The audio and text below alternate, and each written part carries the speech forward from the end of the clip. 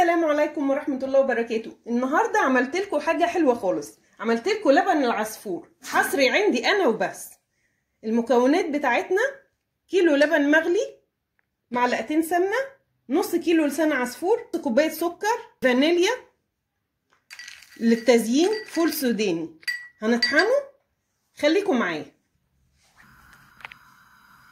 هنحط معلقة سمنة كبيرة على النار. اول ما السمنه تسيح هننزل بلسان العصفور، هنقلب. وبعد ما لسان العصفور خد لون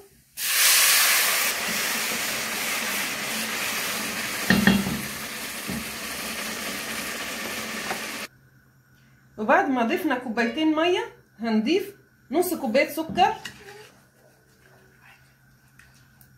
نقلبهم كويس. وبعد دقيقتين هضيف اللبن،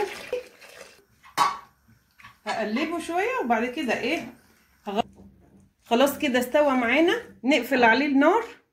نضيف الفانيليا، كيس فانيليا،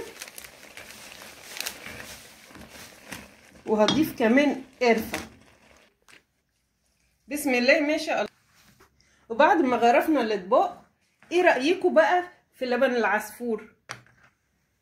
زيناه بسبرينجلز، فورماسيل، وقرفه، ومكسرات، وبألف هنا وشفا. شايفين؟ جميل. دوقي يا تق. حلو.